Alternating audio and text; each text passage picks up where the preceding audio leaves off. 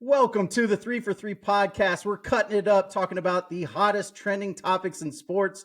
I am always Paul Teach Nelson, he who teaches and cries and teaches and is exhausted at the end of the day. But we're here for you. I'm joined as always, Podfather Alex Gullett, Mr. Businessman himself. What we Today, do. we got It's what we do. we got some awesome stuff. All right. We're going to talk NFL awards.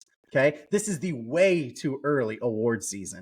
And I'm telling you, just looking at everything, we're going to have a happy Podfather this episode. Looking at awards, we're going to have a happy Podfather. I felt really good going through it, preparing for the show this week. I was like, I did not overdo it. I will promise you guys, I did not overdo it. Okay, so you heard it here. Maybe some homer picks, not a lot of homer picks though. Okay. Yeah. But first, as usual, we're gonna hit you with the 3 and out. We got 3 quick ones for you. Okay. First one, I didn't say it. James Harden said it. Daryl Morey is a liar. Do you agree or disagree with James Harden? Let's see if we're 3 for 3. It never fails that James Harden's going to do something crazy or say something crazy. So let's just go through some facts, right? So James Harden, Daryl Morey, they've been friends, had a relationship, at least working for 10 plus years. Now, if I remember correctly, 10 plus years ago, Daryl Morey was the guy that brought him from the Oklahoma City bench, a 6-man, into Houston and gave him the reins to a franchise, a competitive franchise, right? Gave him the keys, big boy driving. Morey was one of the big reasons he said he wanted to go to Philadelphia, if I remember correctly. Now, correct me if I'm wrong. Morey is now acting in the best interest of the Philadelphia 76ers. Here's where I think the problem lies, is that in today's sports, ownership nor management is not allowed to act in the best interest of the franchise, but has to act in the best interest of the diva player. And that's just what they are today, right? And so is Daryl Morey a lie? I'm gonna disagree with James Harden in this situation. I don't think he lied here. But to be in his position, you gotta lie a little bit. Listen, I disagree. All right, I disagree with you. I'm riding with James Harden. Okay, I'm riding with James Harden. Listen, the numbers just don't add up. Okay, you don't opt into a contract. You don't give up money last year. First of all, to bring in your buddies Daniel House, PJ Tucker. You don't give up $14 million to try and win a title, and then the next year opt back in. Like they don't add up. Something's fishy. There's definitely collusion. I guarantee you one of 2 things happened. He said, hey, James, we've been buddies a long time. I've never stopped believing in you. Listen, opt in. We're going to find a place for you. Or last year it was, we're going to give you the Supermax. Now, he got played. He got played. He's a liar. He may have gotten played a little bit, but reports say there was never a talk of extension before he signed his 1 year, before he opted into his contract. No talks of extension. I think the lying part, and I think it came out, was more about Morey said that he was going to look for him a trade partner and try to get it over with quickly. That didn't happen, and guess what? Philadelphia now expects that he's going to be part of the team. He's making money. They couldn't say it. It would have been illegal if they would have said, hey, by the way, oh yeah, there was a deal, okay? I think the crux of this is James Harden thought he was going back to Houston. And when Ime Udoka came in, he basically flat out said, nope, not going to happen. You're not my kind of cat. So then Daryl Morey said, well, maybe we can still trade you somewhere. Either way, I think Daryl Morey was dishonest. Listen, I'm not calling Daryl Morey a liar. Oh, are you? I'm not calling him a liar, but I'm not calling him a truther, though. Okay? I'm not calling him a truther. Thank you very much. Now, we're going to hang out in basketball. One more question. It's for our second down, right? Here we go. Anthony Edwards, Team USA, crushed, came back and devastated the Germans. Okay? 34 points, looked tremendous. He was clearly the alpha. So, let's see. Are we 3 for 3 with this statement? Ant Edwards is about to have a breakout season. All right. I don't want to put a damper on this, but here's what I want to talk about. 2022, 2023, he averaged 24.6 points a game, 6 rebounds, almost 5 assists. He shot 46% from the floor, 37% three-point shooter, and around 76% from the free throw line. So he's a pretty efficient scorer. His numbers have gotten better ever since his rookie year as he's played. So each 3 years, he went rookie, it got better, and we are where we are now. So I have to ask the question: how are we defining breakout? Because if breakout means that he's going to lead Minnesota to being one of the best teams in the NBA, I don't think it's possible in Minnesota. I just don't like the roster. Cat's a problem. I don't think it's an Ant problem. I think it's more of a roster problem. It could be a coaching problem. But Ant already is a superstar. I define breakout season as follows. I think it's definitely agree. He's going to have a breakout season. And by breakout, I mean he's going to be darn near close to a 30-point per game scorer. He's going to be the alpha on that team. He is going to lead them to a top 8 seed, which for Minnesota, they'll take. Okay. It would not shock me if they ended up the 4 seed and he had a crazy season. He ends up being an all-star game starter. And Minnesota realizes we might be better off shipping Cat out, maybe send him to Portland and bring in Dame Lillard and have Dame and Cat and Anthony Edwards run the show. I think he's poised for greatness. So I love that you said he's going to be the clear alpha next year, because I think that's what's lagging right now is there's this competition between Cat, Ant, Gobert, all of these people. And if Ant can take the leap and he can put everybody behind him and they could follow his charge, they could be a lot better than what they were last year. But I don't know if that's going to happen in Minnesota. A lot of personalities. Yeah, a lot of big personalities. That's okay. Listen, we know Ant's going to be there. Okay. Team USA showed up, came back from down 14. They showed up. One guy who flat out isn't showing up. Let's take it to third down, entering the NFL arena. Jonathan Taylor. Jonathan Taylor. Okay. He looks like he's on the move. They already shopping him. They want a first round pick. Agree or disagree with the following statement? Jonathan Taylor's going to be a Dolphin. As of right now, I'm going to say I agree. So let's look at it, right? Highest probability probably belongs to Miami at this point. They got Mostert. They got Wilson Jr. They got a Chain who, he hurt his shoulder, but the Cat can play football. He could be a superstar in the league, right? So, but I think Miami has room for him right now. And I'm thinking about that Miami Dolphins offense as it sits right now. Could you imagine having a top 8 running back in the NFL where safeties had to drop into the box, and on one side there's Tyreek Hill and the next side there's Jalen Waddle, and the top is just blown off, and then you have Tua having to get the ball to him? I don't know what kind of mess this is going to look like in Miami if it happens, but I do want to throw out a couple other teams. The Ravens, the Bengals, the Vikings, the Commanders, and the Raiders. If this Josh Jacobs situation doesn't get caught out, I could see a Josh Jacobs for Jonathan Taylor type thing going on, and it's not a bad deal. But I do like Miami first. I'll say agree. Leave it to the Podfather to name a couple teams and rattle off 5. Listen, the man isn't Mr. Business. He's hedging his bets, okay?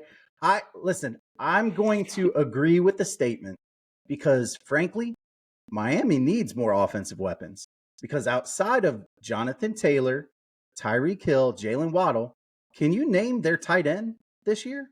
I can't. I couldn't. I think it was Drew Smythe or something. Yeah. I mean, listen, gone is Gesicki.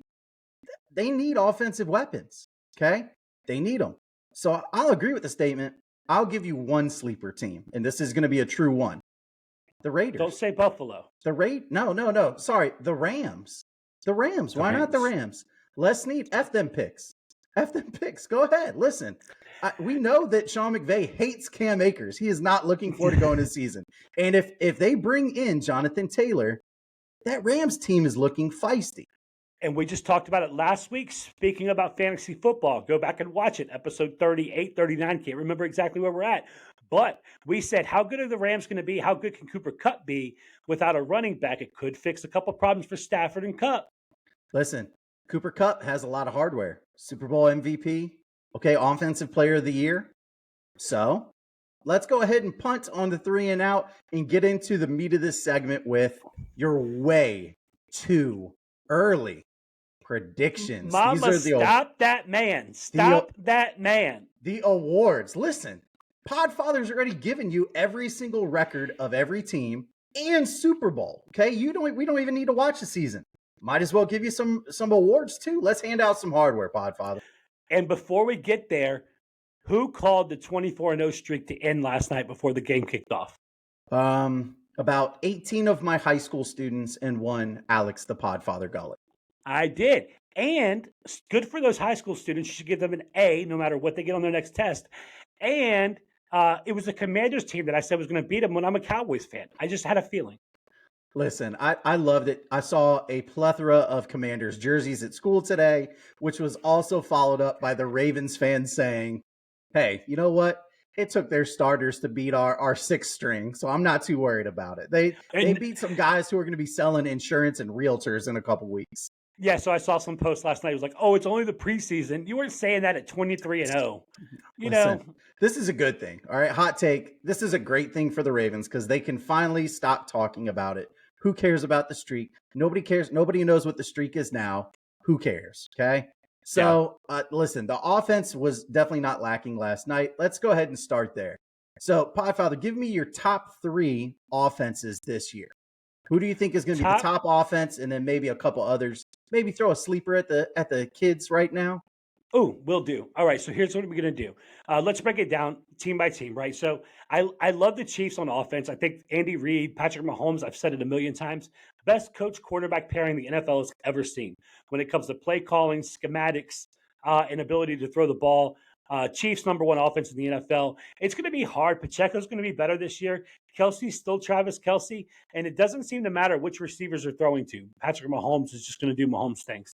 At number two, I like the Bills. I have a little worry on their second and third wide receiver, but I love Kincaid being in Buffalo with the one Josh Allen, and I love their new running back. I'm really starting to fall in love with James Cook. I think there could be something good going on in that Buffalo backfield, and we haven't been able to say that for a long time since like Thurman Thomas. Okay, maybe the Marshawn Lynch 1 or 2 years he was great in Buffalo, but I don't know. And then third, I'm gonna go Dallas Cowboys. Do not sleep on the Dallas Cowboys. So here's what I want to say. We upgraded Ezekiel Elliott with a full-time starter named Tony Pollard. Tony Pollard led the league in yards per carry last year and still ran the ball 15, touched the ball 15 times a game last year. We added Brandon Cooks. That's a major upgrade. Gallup is another year off of an ACL tear, and CeeDee Lamb is definitely a number one receiver. We did lose Dalton Schultz, but we have a very young tight end room that I am super excited about, and I think Ferguson showed something in a couple games this preseason. And so I don't sleep on Dallas. I'm going to put them at number three. For my sleeper team, and everybody knows I've been so in love with these guys all preseason, off season and preseason. Give me the Jacksonville Jaguars as a sleeper for best offense in the NFL. I love what they're doing. Dougie P, T Law. You add Calvin Ridley. ETN's going to be healthier this year than he was last year. They still got Christian Kirk, Evan Ingram. I love what they're doing. Listen, that's great. I have a lot of things that you're talking about. I have the Chiefs. I think. Listen, they lost Tyreek Hill and still were the best offense last year in every single category. Crazy. I have the Eagles. The Eagles, who again only threw the ball 60 times in the fourth quarter last year. I think they're better. I know they're losing Shane Steichen, and his play calling ability is amazing. I think Brian Johnson will do a fine job. I have the Bengals. I don't have the Bills even as a top three team. Listen, I think there's a lot of questions surrounding the run game. Those questions could be answered by Jonathan Taylor. I love James Cook as well, but we'll see. They'll have to show me. Somebody has to step up. Gabe Davis has to step up. So I have the Bengals and all those offensive weapons. I love that Joe Mixon is back. I think he really is the bell cow of that team. He does so many different things. I do have a sleeper for you, and he's got cowboy ties. That's right. I'm going Chargers. If somehow Kellen Moore, if we know that Kellen Moore is good, which he could be, it could have been all Mike McCarthy's fault. I think Justin Herbert could maybe take the next level. So I'm going to predict that we're going to have a Quentin Johnson talk later on in the episode when we get into rookies. I think it could happen. I want to say this. The one team that I'm concerned about that you mentioned was Cincinnati. I love Burrow. I have him at number 2 in the NFL at quarterback. I think he's a great young quarterback. I don't like their running room. Joe Mixon declined last year heavily. They had to bring him back super cheap, right? But they had to bring him back because they couldn't find a replacement. Jonathan Taylor, maybe? I don't know. I worry about Cincinnati. I didn't see any decline last year. I didn't see any decline. He led them. It was like a 5-week stretch where they won games because of Joe Mixon. Now let's see who's going to be stopping them. Top 3 defenses. All right. So let me hit you with mine first. I have your Dallas Cowboys as the number 1 defense. Listen, and that's with injuries to the linebacker. Overshown's looks like he's out for the season. That's okay. I love what they've done in the offseason. I'm starting to warm up to Gilmore. I just can't stand him, but that's okay. 49ers I have next. And then finally, the Eagles are the only team I think that could finish both of the top three offense and defense. They just have so much depth.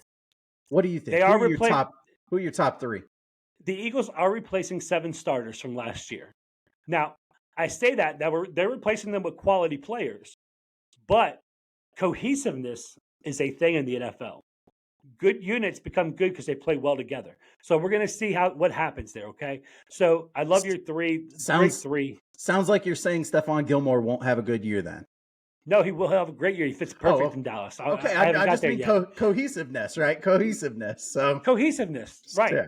So at number 1, I have my Dallas Cowboys. Here's why: Micah Parsons, Tank Lawrence. Those guys are the bookends on the defensive side. Maybe the best pairing in the NFL.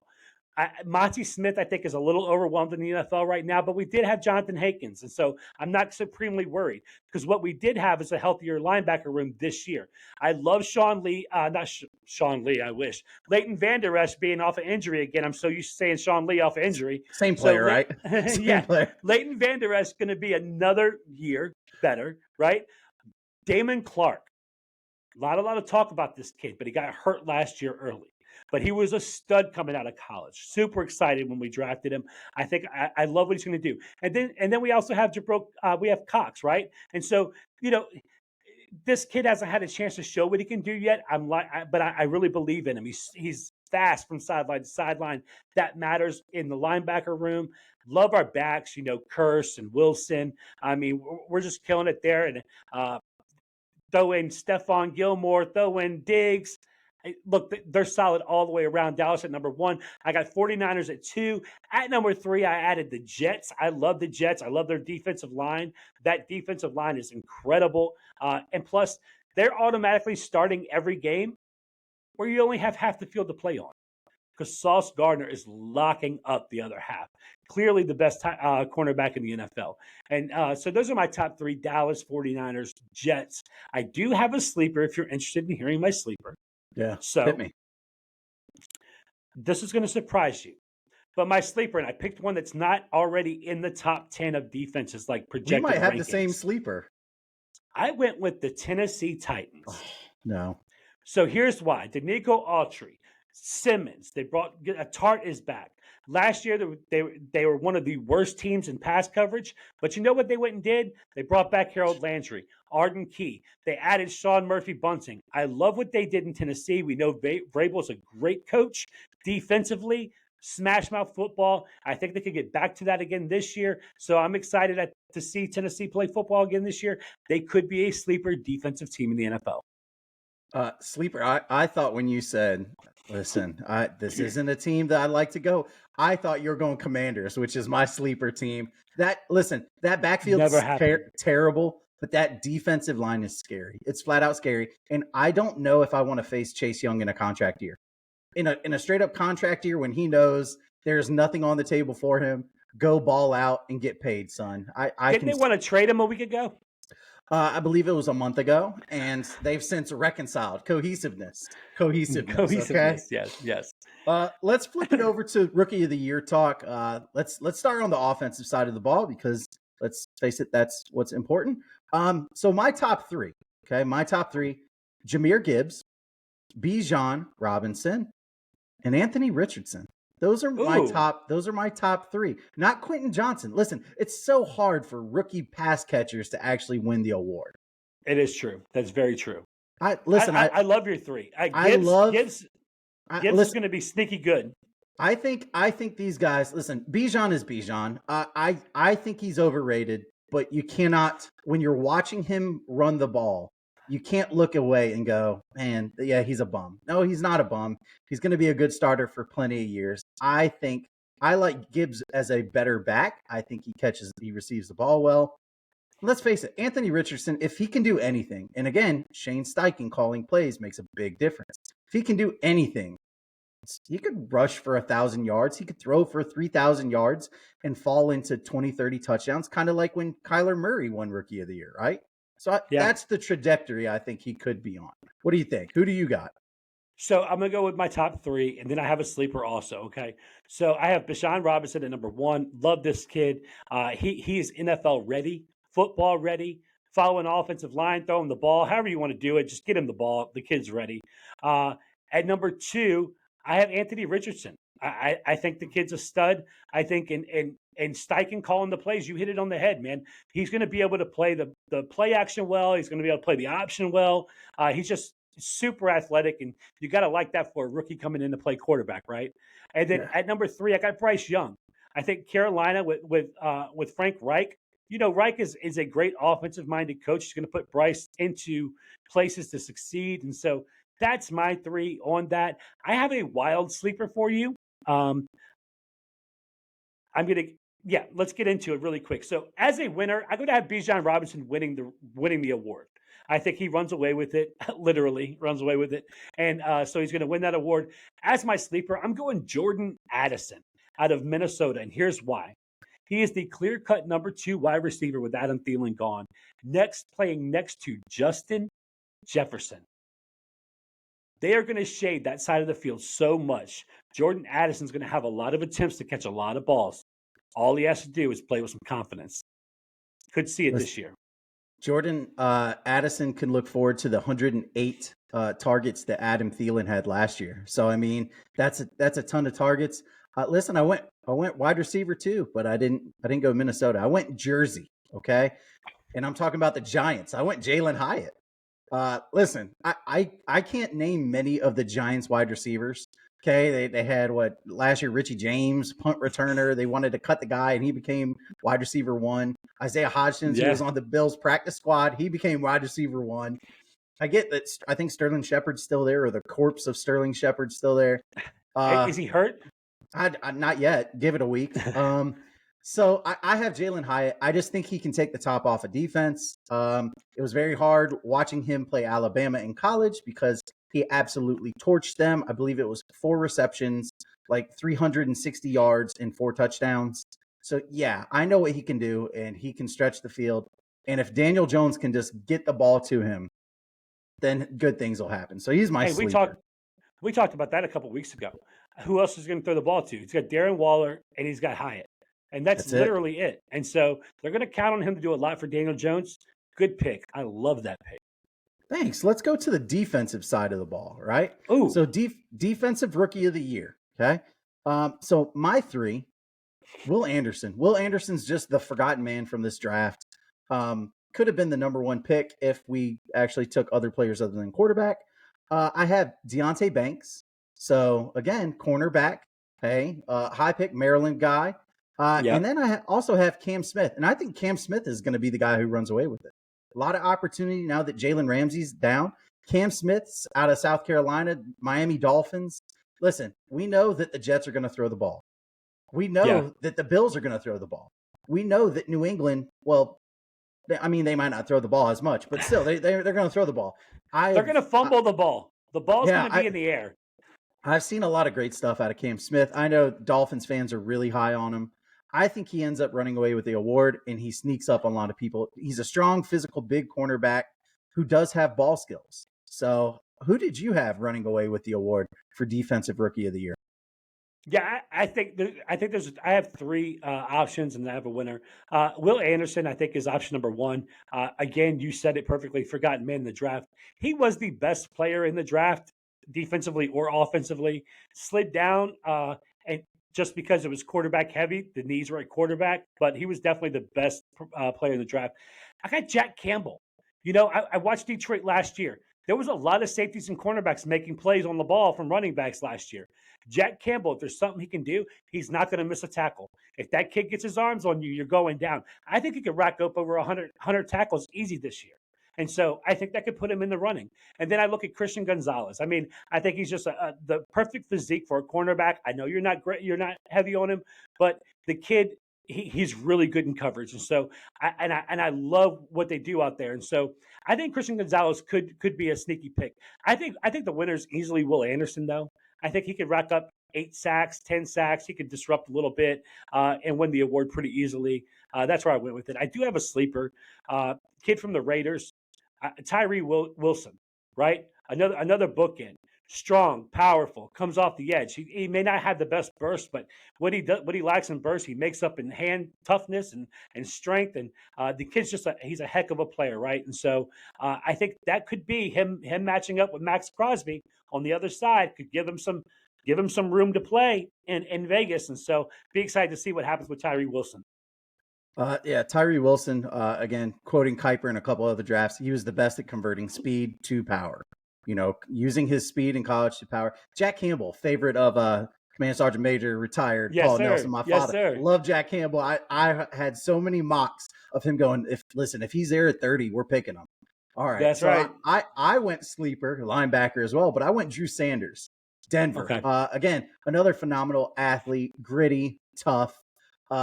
I think he's going to be around the ball a lot in Denver. I think Denver, we're going to have a renaissance. You predicted them, spoiler alert, everybody, you predicted them to make the playoffs. So I think if they're going to make the playoffs, then they're going to need the defense to step up, and I think he's one of the key pieces. And they're great on the back end, right? And so you have Surtain on Patrick the back Surtain. end. Justin Simmons, who could be the best safety in the league next to Fitzpatrick. It's kind of a toss-up. So he's going to have a lot of opportunity to make plays because there'll be some lanes for him there. Oh, it's tons of, there are tons of opportunities. This is a comeback season for Denver. And that's our next award. Let's go ahead and talk about comeback player of the year. Okay. So comeback player of the year. I think there's a lot of names here. Listen, I went Michael Thomas. Are we actually going to see it? He's Maybe. A perennial comeback player of the year every year, it seems. If he gets 6 games in, is he eligible? I think so. I think you have to. If he has six games in, I think he's on everybody's fantasy roster, and we're all talking ourselves back into it. I have Javonte Williams. Yeah. I wanted to go Breece Hall, but I think there's a clear winner, and we all know who's going to win it, and that's going to be Damar Hamlin. It's Damar Hamlin, right? Yeah. So he's of course leading the way on mine. Also, Damar Hamlin, the guy goes from week 17 being dead on the field to playing football again this year. Clearly, if not just for the story, he's the comeback player of the year, and good for him. Prayers up for him and his family. Still, it's got to be wild being back on the football field after what happened. But really happy to see him out there enjoying the game that he plays, and super excited about seeing that. I have Cooper Kupp as number 2. Everybody forgets Cooper Kupp missed last year. Man, comeback player of the year. If he has if he does 75% of what he did before he got hurt, he's a top 3 wide receiver in the NFL, right? And so that's 75%. Next, I have Calvin Ridley. If they'll give it to the gambling man, I'm not sure they will, but he should be eligible for it. So I'm going to go Calvin Ridley with that. My sleeper is still going to be Breece Hall because I think he's just better than Dalvin Cook. I think he's just better. I think he's going to work his way onto the field. Listen, okay, you've been watching Hard Knocks, right? We talked about it last time. It is riveting television, and they really aren't showing a lot of cards. I think Michael Carter has gotten more airtime than Dalvin Cook, right? Should be on tonight's episode, or Breece Hall. So it's interesting. We'll see. My sleeper, I have a deep sleeper, right? This is REM cycle sleeping. Kyler Murray. Kyler Murray comes back after surgery and leads the Cardinals, who everybody's predicting to win maybe 3 games, into the playoffs. Tell me that's not a story. Like, tell me that's not amazing. I think I saw him wearing a training bra at camp. Yeah, but it was nice though. It was nice. So okay, he looks better in it than I would. I tell him that. No, get out of here. You look tremendous in a training bra. Get out of here with that. I thought so too, but he looks better. Well, listen, comeback player of the year. We both agree. Damar Hamlin. Like you said, everybody should be rooting for that kid. So. Let's go on to coach of the year. So coach of the year, I have some wild picks. My first one, Matt LaFleur. If the Packers can win 10, 11 games without Aaron Rodgers, without a possible Mount Rushmore quarterback, it's you, buddy. Doug Peterson, maybe Doug Peterson action, right? In Jacksonville. I think you're probably leaning that way. And then that's right. I'm calling it. Mike McCarthy. if they From win, your mouth to God's ears, brother. if they win the NFC East, I'm saying if Mike McCarthy makes another run, people are going to go, hey, this is the guy. Let's go ahead and give it to him. So what do you think? Who do you have? So I love your picks. I don't like the Matt LaFleur pick that much, but I do love your picks. I have Doug Peterson sitting at number one right now. Sean Payton is another one that I think has a great opportunity after the disaster that was Denver last year. If he makes them, if they finish in a top 5 seed this year in the AFC, easily could be coach of the year. Dan Campbell in Detroit. If you've watched the shows, you know that I have Detroit going to the playoffs, finishing at number 3 or number 4. I can't remember, but Dan Campbell, Detroit. My sleeper is Mike McCarthy. Mike McCarthy is my sleeper. Don't sleep on them Cowboys. My winner is going to be Doug Peterson, though. I think he runs away with this year. I love Jacksonville this year. I've said his name a lot. My sleeper, Shane Steichen. Again, Good love with that guy. If the Colts listen, I went back. I've had a little bit of time. It's been a long year. We're 3 weeks into the school year. It's been a long year. So just to zone out into some different stuff I've been watching. If you look at when he took over the play calling for Jalen Hurts at the end of would that be the 21-22 year, right? 21-22, yeah. 21 season, like that, the last 6 games, you went, man, Hurts actually looks like a quarterback. And then all last year, and that's when Shane Steichen took over play calling. So I think there's definitely something to it. And if they outkick their expectations in a terrible division, the AFC South, if they manage to unseat the heralded Jacksonville Jaguars and end up with 9 or 10 wins, you're telling me he's not going to win Coach of the Year? That's outkicking expectations. Yeah, now you're probably right there. Now, will it happen? No, that's why he's a sleeper. All right. That's somebody choked you out. You went to sleep. Okay. Let's talk offensive player of the year. Listen, top 3, you're going to hear the same names as usual. Jalen Hurts, Pat Mahomes, but I didn't go homer pick. I went Derrick Henry, King Henry. Ooh. If he breaks the rushing record, which is very possible, I think a running back should always be in the discussion. Okay. Now we haven't seen many running backs win offensive player of the year too much, but that's where I'm going to go. I think Marshall Faulk won 3 in a row in the early 2000s. Adrian Peterson won 1. Yep. So, but I think if you manage to break 2,000 yards, you're probably going to get the offensive player of the year. I think LaDainian won that crazy year he was in. LaDainian was offensive player of the year. Kamara was always in the conversation. Randy Moss, that New England year. Saquon when he first came in the league, like there were some good running backs. So mine, I'm going to start off with a running back, right? Christian McCaffrey, full year healthy, San Francisco. Love what he's going to be able to do in San Francisco. Excited to watch it. At number 2, I got Justin Jefferson, right? I think Justin Jefferson has a chance to be the offensive player of the year. Won't be surprised if he catches, 18 to 22 touchdowns from Kirk Cousins this year. And then at number 3, I have Jamar Chase. Because what other offense is Cincinnati going to have?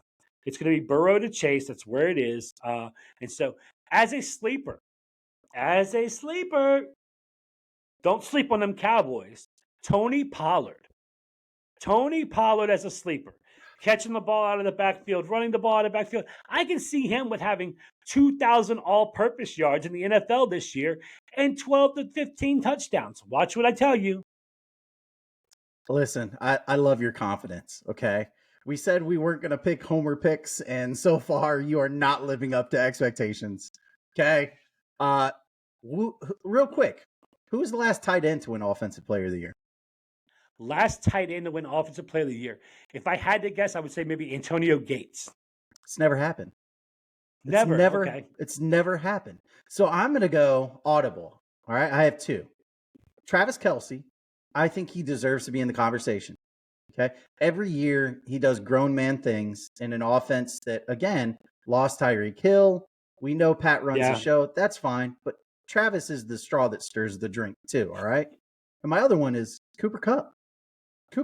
You're telling me Cooper Kupp can't catch 140 passes and score 12 touchdowns? Again, who's the second receiver on that team? Van Jefferson? Get out of here. Like, it's going to be Kupp. Fill the cup up, baby.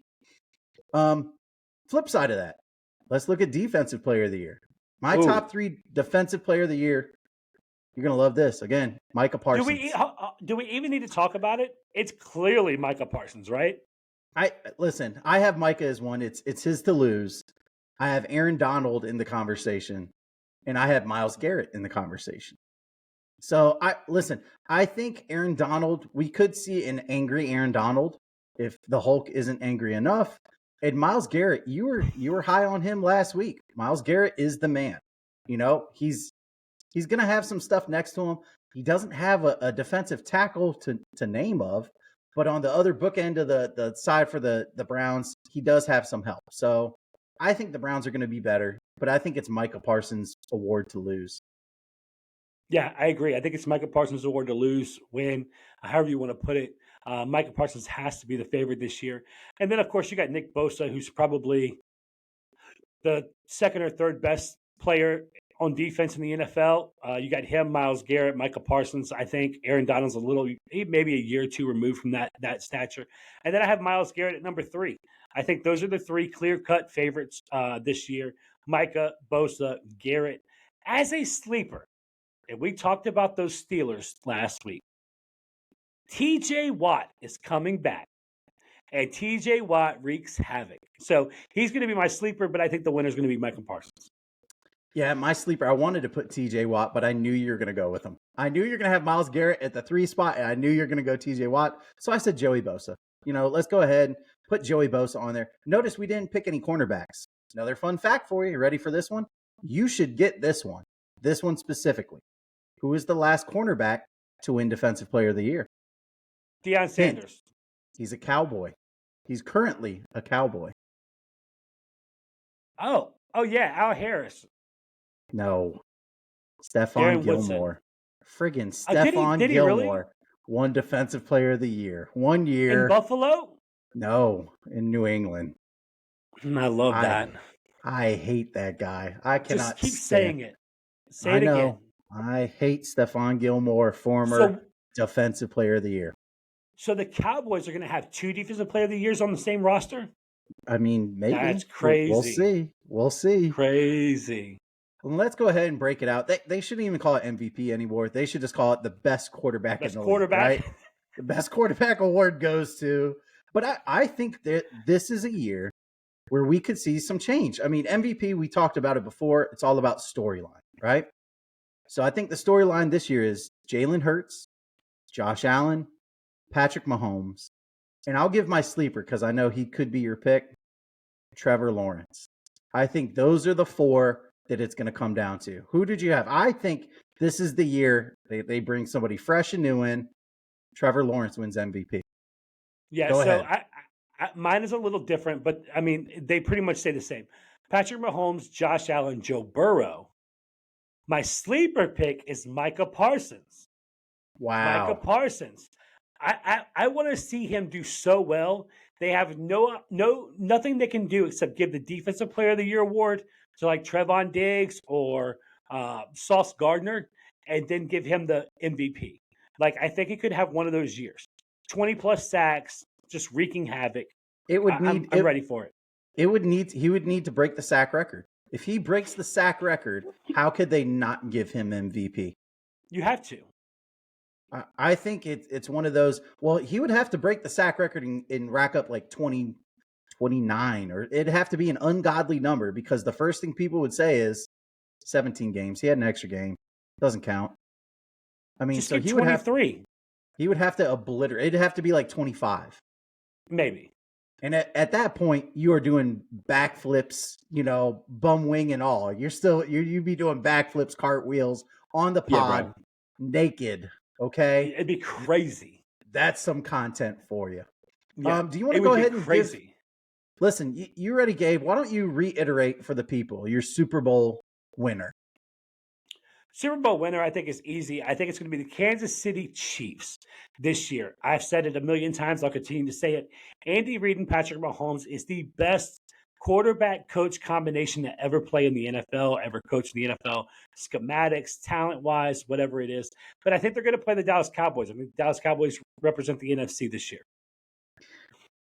I have the Bills playing the Eagles, with the Eagles winning. I'm all about nostalgia. So why not have the Bills lose to an NFC East team, right? Let's go ahead and complete the cycle. Let them lose to the Eagles. We've lost to the Redskins, now the Commanders. We lost to the Cowboys. We lost to the Giants. We could call this the Bills sweep, right? This is the Bills slam. It is. It's the grand slam for the Buffalo Bills is what it is. And so, but I love how both of us put our teams in the losing spot of the Super Bowl. At least we made it, bro. It's been We hard did. being a fan for the last 25 years. It has been hard, okay, but we're still in it. We're in it to stay. Again, it's all about cohesiveness here, okay? For Podfather Alex Gullett, I'm Paul Teach Nelson. We'll see you next week when we talk college football and stay 3 for 3.